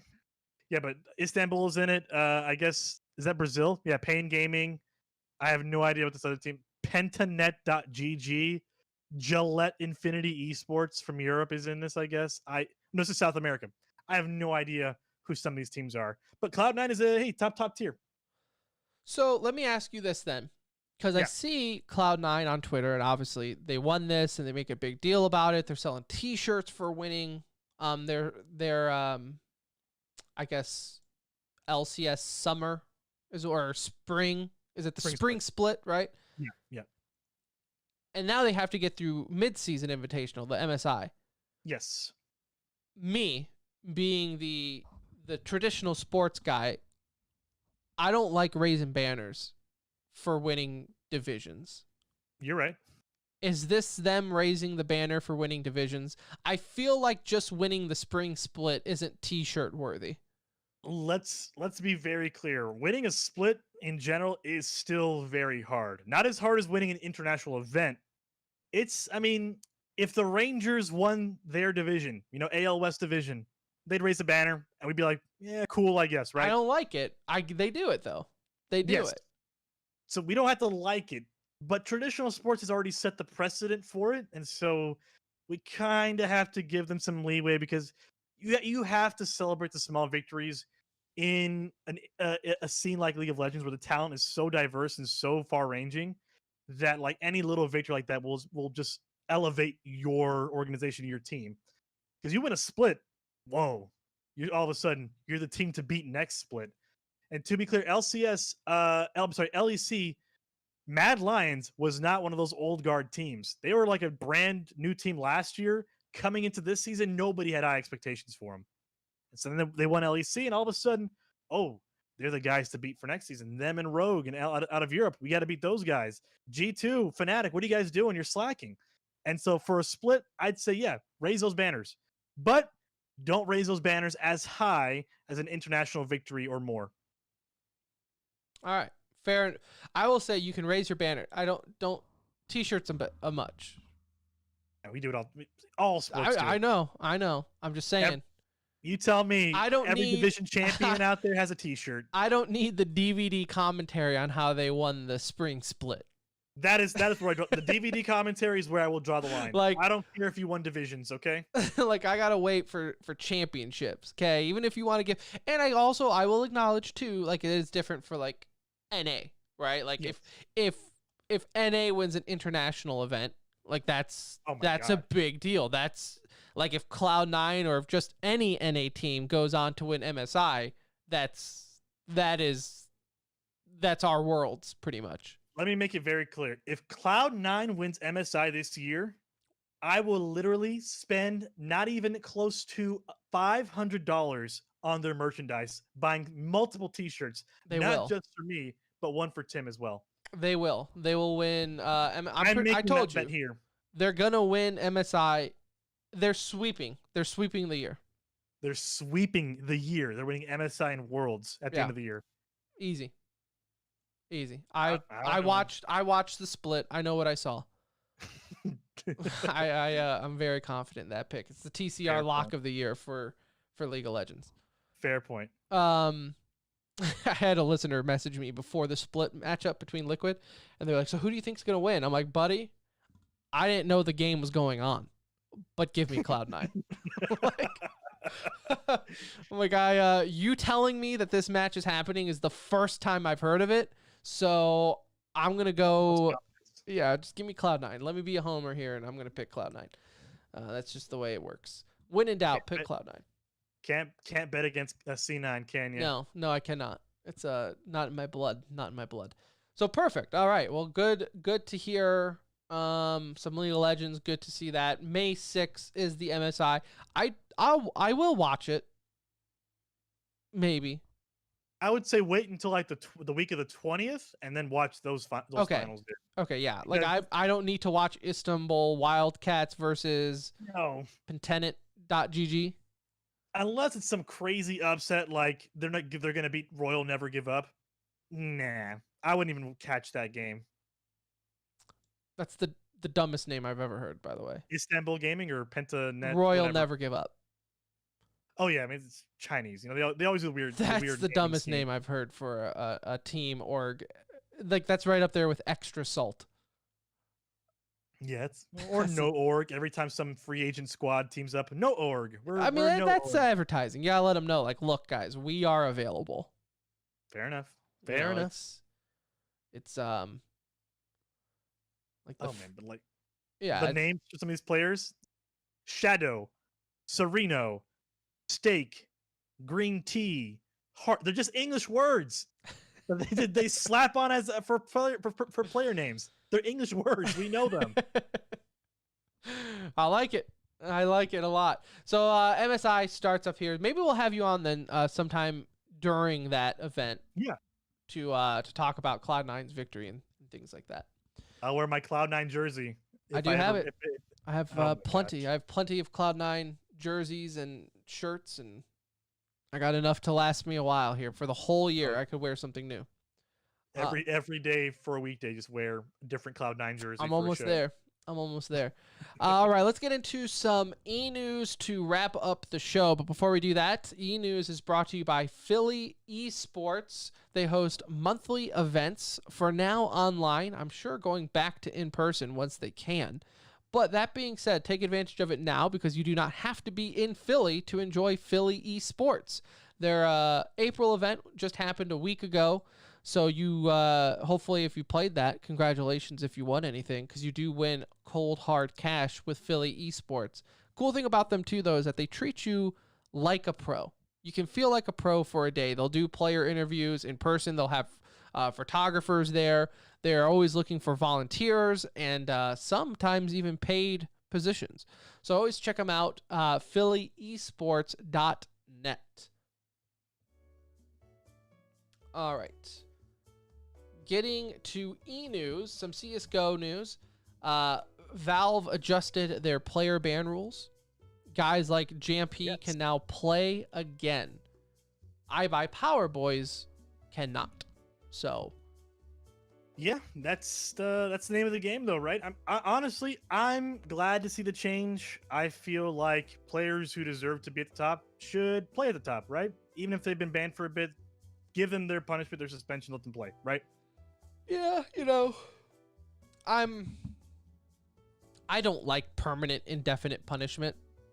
Yeah. Like in sports in general, just seems a bit overkill. I guess every situation is different, obviously, but no, I'm glad to see that Valve is at least loosening up a little bit on this one.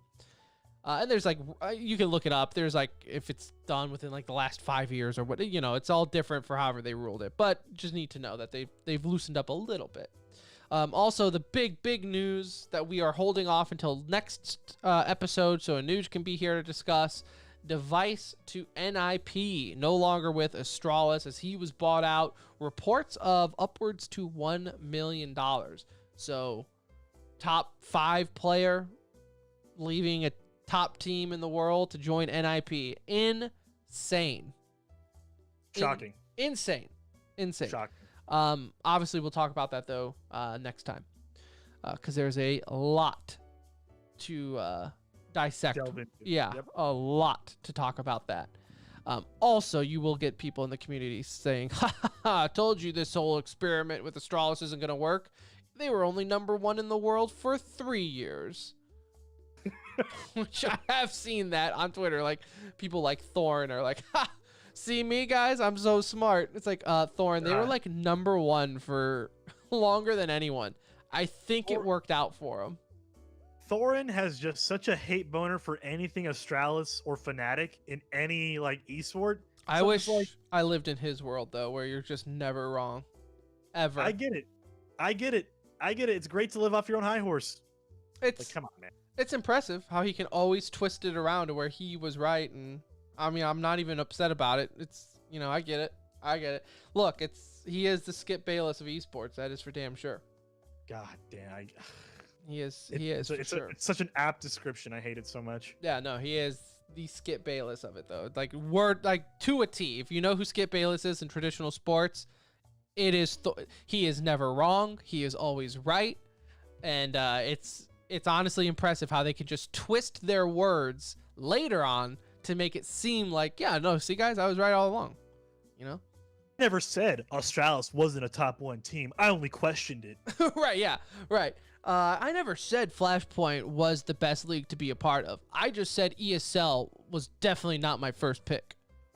But I never said Flashpoint was the best. Oh, okay. I guess if I had a brain and can read between the lines, then, but okay, whatever. In Overwatch, Carpe gets his 10,000th kill in the Overwatch League, joining Profit as the only 2 players to reach that milestone. So 10,000 kills. Congratulations to Carpe. Obviously an elite DPS player for there. Valorant news. Floppy moves over from Counter-Strike to join Valorant with Cloud9 as he replaces Relics. Mm-hmm. New map Breeze has been leaked. It's probably already been announced by now, I have to imagine as well, but I know it's been out there though. So It's been leaked. So new map, it's going to be kind of an ocean-looking, beach-based map. So obviously, Caribbean, right? yeah, something like that. So we'll obviously play it on a community night. Typically, when new maps are released for Valorant, we like to get in there with listeners so we can just all learn the map, play some pickup games for fun. Kevin, you are more than welcome to join. Maybe we can do a rematch of our I got a new squad, man, so be careful. I got a squad of esports writers at my back, so maybe we'll get on. You know what? I would love to do a TCR versus esports network. You know what? My people get in touch with your people, all right? Let's make it happen. We can get casters. We know people. We do. We can make this happen.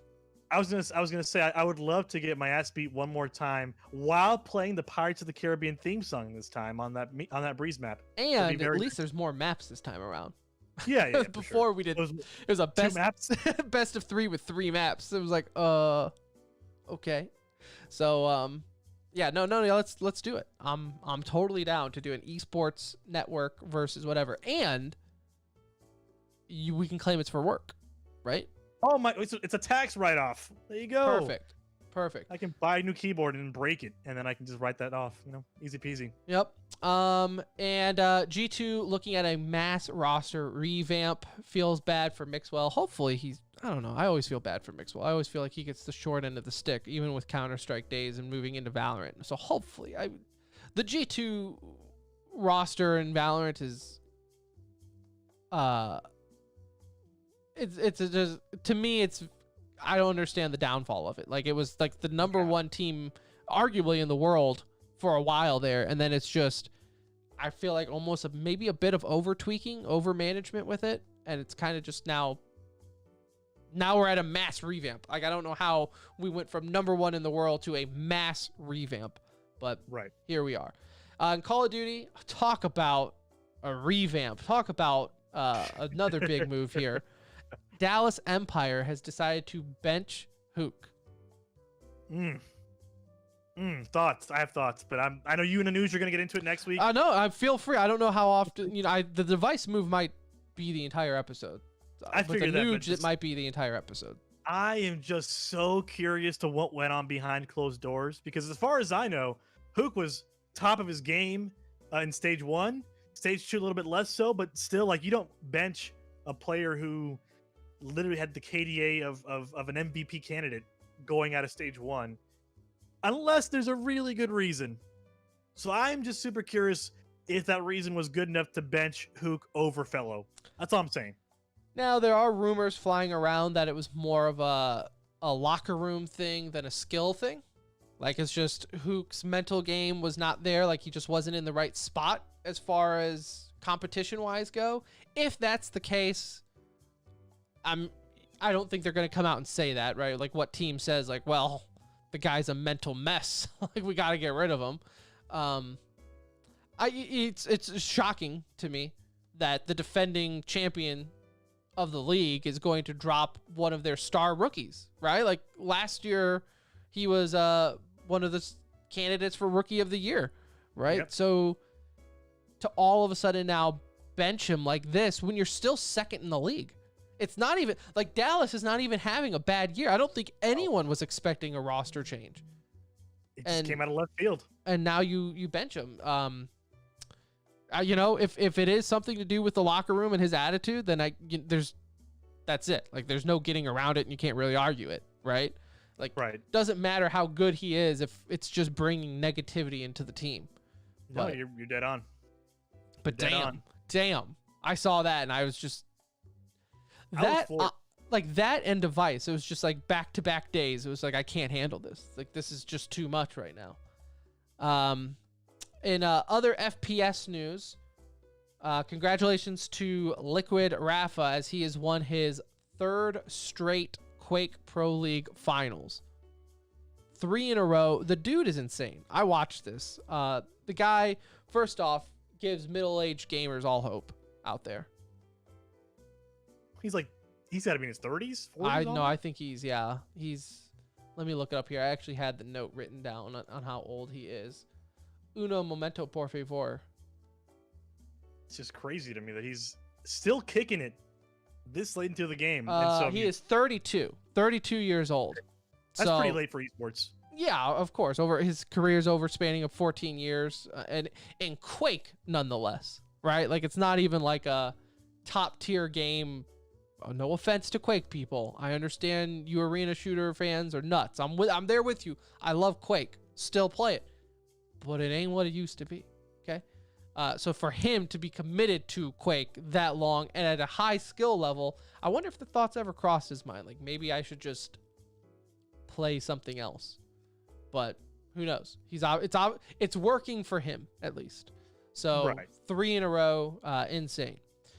In other news here, Cloud9 takes first seed for the WoW Arena World Champion in NA side, anyways, and that's the finals are set to start May 5th. NRG makes Rocket League history, becoming the first team to surpass $1 million in prize pool earnings. Nice. It's pretty big for Rocket League, I would say. The funny Mixed thing up. is it will be funny to see how fast a team gets to it now, because Rocket League's just getting bigger and bigger each year, so the prize pools are getting bigger.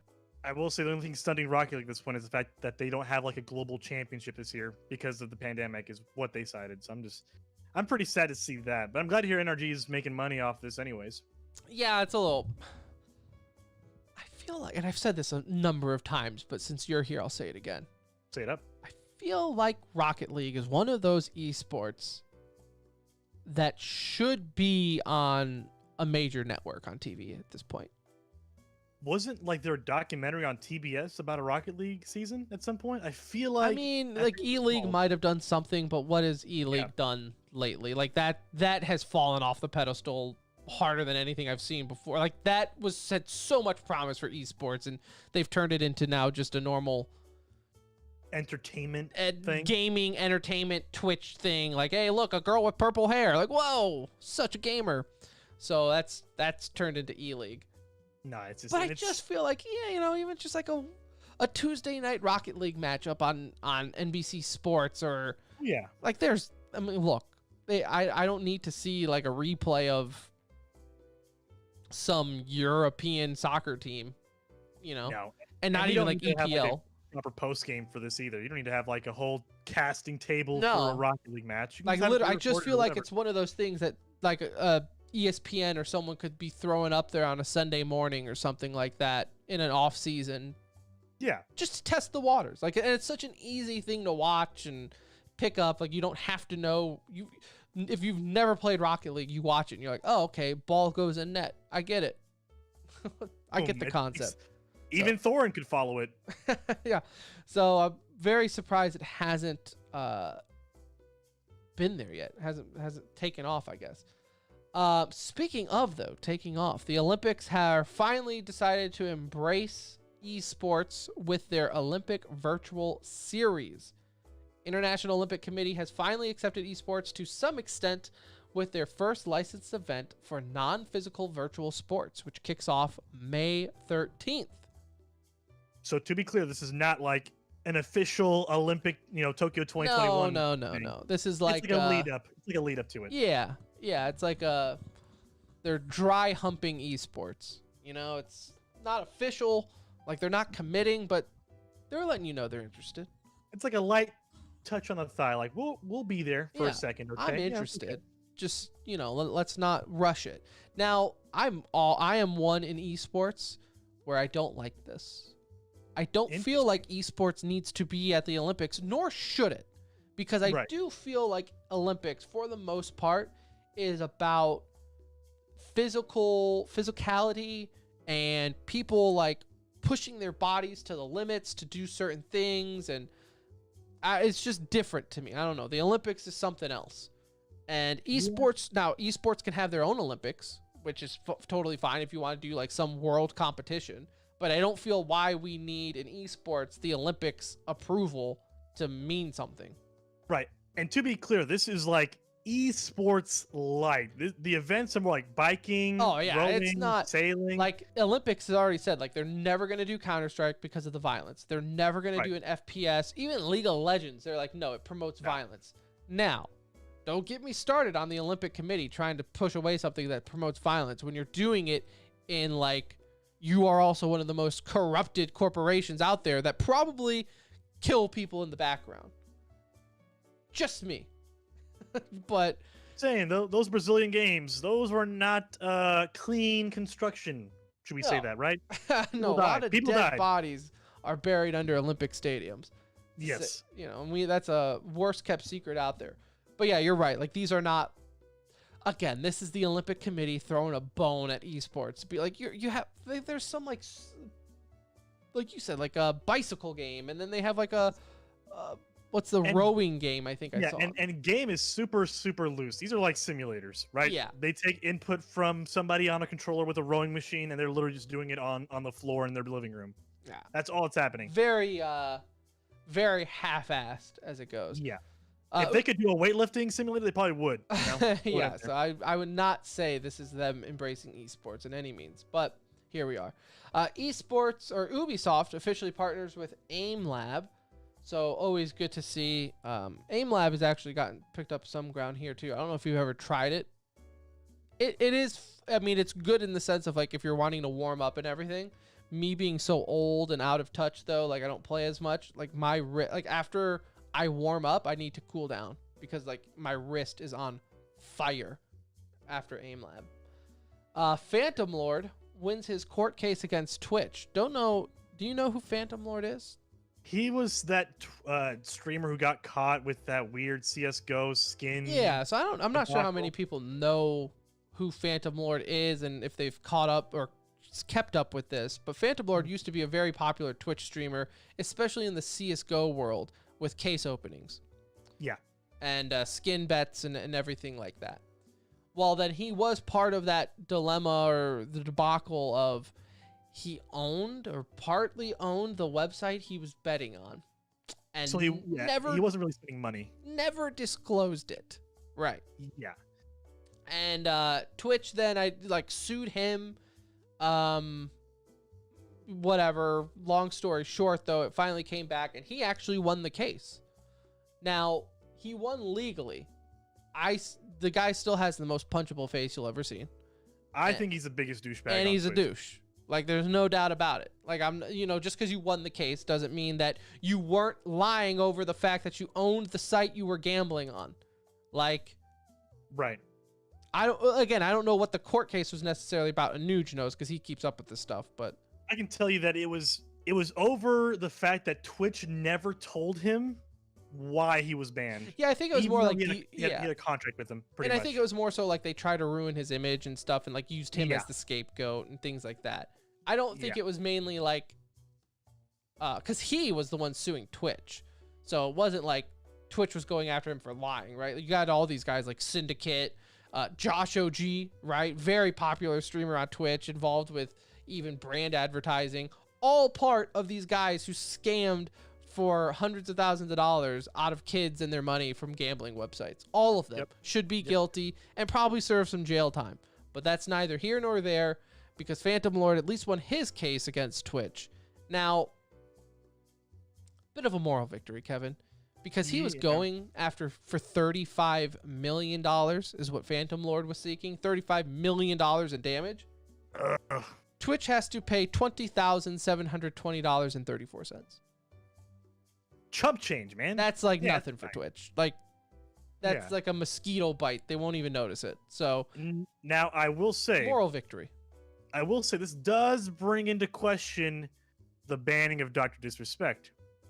Because now 100%. This sets precedence now. Like Phantom Lord tweeted out just now, or just 7 hours ago, saying, if I was disrespect, I would reach out to me and get in touch with my legal team to take action against Twitch. So now I'm like, oh, so there's more to the story than we're letting out. So I feel like within the next few weeks, we might see something come out of the disrespect team, if you will, against Twitch. So we'll see. Yeah, Twitch isn't perfect by any means. I don't know why people have so much brand loyalty these days. No. It's like with anything, but especially like with Twitch, like people just feel like they owe so much to them. And yet look at these streamers where they've brought millions into Twitch and then Twitch will ban you and never even tell you why. Like, look, again, Phantom Lord, douche. But I feel him. Like, if you were banned from Twitch and that was your living, that was your career, and they don't have the decency to even tell you what's up, like... I justified to take lawsuits against them. Yeah, 100%. So, good to see that at least, although a douchebag, want to make that very clear. You know, you can stand up to the bigger guy here, which in this case is Twitch. Also, though, to end on somewhat of a happy note here, Nick Merks has officially become a part owner of FaZe. So, something he could never do with 100 Thieves. So hey, good for Nick. That's all I got to say. I know that situation with 100 Thieves was kind of weird. Right? I think it was kind of broken promises and miscommunication, but good to see him with FaZe kind of getting the recognition and now is part owner, whatever that means. Now he also has a very punchable face. Just saying right now, Nick Merks. Yeah, a lot of these guys on Twitch. I would say safe bet most people on Twitch have punchable faces. Yeah, he just I'm looking at his Twitter. I'm just like, hi, I'm at the pool and with the selfie, and it's just like. But he's at least nice. I will give Nick Merks He's this. nice. Good dude. He's nice. Punchable face, but a good dude, and that's okay. Yes. That's okay. You can have a punchable face. Nothing wrong with that. No, not at all. Typically, it's just, a punchable face comes with having millions of dollars. So. You know what? You're right. Maybe that's it. Maybe once I become a millionaire, I'll magically Yeah, punch I a would mirror every time I look at it. Yeah, the correlation between punchable face and being successful is probably pretty high.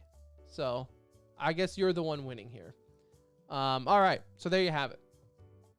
There is e-news. There is episode 323 brought to you by Alt.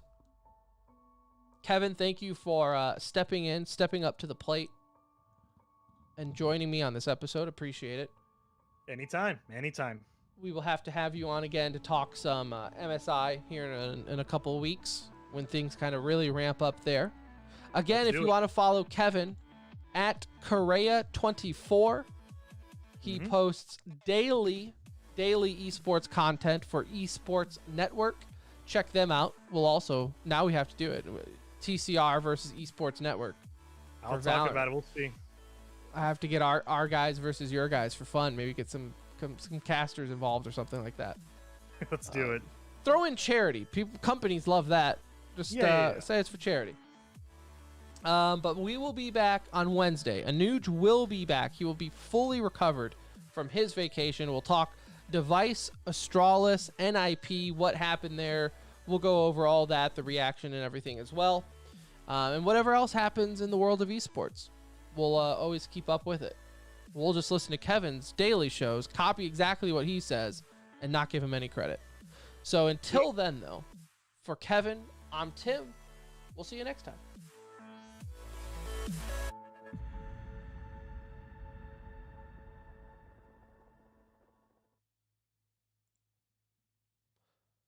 Perfect. Beautiful. We went for a while, didn't we? Yeah, it always happens that way. Like, you always think it's going to be a short episode, and then it goes on forever. Well, too fair, you missed a week of like news. That's that also it's those episodes that you come back from vacation, you're like, oh my god, there's so much to get to. Gameplay videos, if you're still in chat. Yeah, no, I mean Thorin does good content. Like, I'm not. Yeah. And I will say that to him, right? He makes great content. Him, Richard Lewis, all of them make great content. It's just everything in between that content makes it very that snarky journalistic attitude of I know better than everybody else. Yeah. It makes it very hard to want to like them. Yeah, it's Richard Lewis, I think, it's the fact that they act like they're the only ones who can have an opinion on anything. And then as soon as their opinion is even slightly proven wrong, they backtrack it. And it's like Thorin. No, I did not say that. I said it this way. It's like, okay. Like I said, it's impressive because he always leaves. Because you're right. Like, if you take it word for word, he is right. He's never said that I could see where he said, like, Flashpoint was the best league to join. But I also saw him bash every other league out there other than Flashpoint until he was no longer with it. So, you know, it's rough. I guess by definition, he is correct. What do you think of this new upcomer.com website? I don't know if you've seen it yet. I mean, I know everything that you just said is all I know of it. I know there's a website called Upcomer. It's where a lot of the ESPN esports guys and a bunch of people laid off from other esports organizations went to. So it's like another like esports journalism media conglomerate thing. Yeah. So I mean, what's esports? The esports writer is on it now, and I feel like there's a bunch of other guys who sound vaguely familiar. Like, I probably met them at a few events. But I will say this: I hope it sticks with esports. Like, I don't care about Twitch drama, so I don't want to see Twitch drama on it. Like, Dot Esports and Dexerto, they always do Twitch. Yeah, Dexerto. Dexerto, I mean, you go to their website, it's TMZ. It's TMZ for Twitch. It's a top headline. Top headline on Dexerto: Disguised Toast banned on Twitch after watching video with a slur in it. Yeah, it's like Dr. Disrespect. Conjures up, playing for 250. Pokemon in tears after being baited by hilarious Rickroll. It's like, The one esports related headline is Call of Duty Optic Thieves, and it's like in a little tiny box. yeah. The And then you side have of the Richard headline. Lewis shocks, but like all that is just, I Yeah, don't it's know. weird. I don't care about streamers. I No. don't. It's looking like this one is a little bit more esports oriented, anyways. Yeah, it looks fine. I was considering it. I was wondering if you knew anything about them because I was gonna get in touch with them and see if they wanted to come on the show. I mean, other than like you said, I see like former ESPN guys from that. Hey, thank you, Gameplay. I'm glad you enjoy the show, and yeah, we kind of have we kind of jump around to a bunch of different games. Counter-Strike is obviously our thing. That's our bread and butter. We love Counter-Strike, but as I've said before, I could never just do a show about one esport.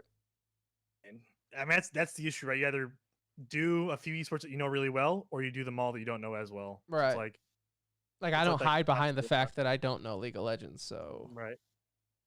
And I only like occasionally know about Counter Strike, and that's just kind of through watching the streams and reading the articles about it. So I'm just like, yeah. with Alchemist, the interview with Alchemist, is that what you're talking about? That's an old. I'm talking about on the chat right now. Yeah. Gotcha. Yeah, we did on YouTube. Yeah, we did an interview with Alchemist. Man, that's one of our first ones. Old school. My man's going deep. Yeah, that's like very early on in the show. Now he does don't peak or do not peak. Yeah. Yep. Good for him though. He's still moving up. Yeah, him and Sir Scoot started that up again. I'm surprised they had never brought. I mean, maybe they don't own it. Who knows? Scott Frag. Yeah, I was gonna say. Seems like a good idea on their They might not own the actual rights for it, or however. I don't know how they have it worked out.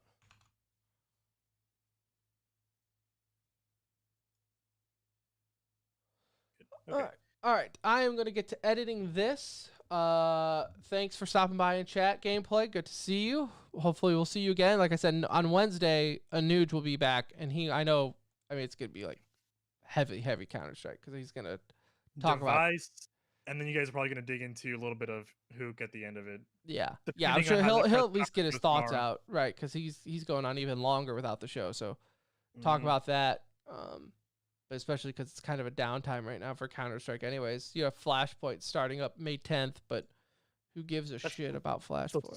That's still 2 weeks away. That's not even that. big a deal. Actually, Flashpoint got very lucky because that's when Device is playing for NIP first. So that's going to be huge. That's gonna suck. It's awesome though. I gotta catch it then that day. Yep. Yeah. No, it's going to be huge. I guess they even have like Astralis in there now. The teams, it's so funny how they went. Like Flashpoint Season 3, it's just completely reworked. Like They always do this. well, I mean, though, all but- their teams backed out, right? From Season 1 and 2, all of them, all the partners backed out. So now they just have, I mean, really crazy ass teams in there now. So it's just funny. Oh, 11 a.m. your time. Where are you at right now? 11 a.m.?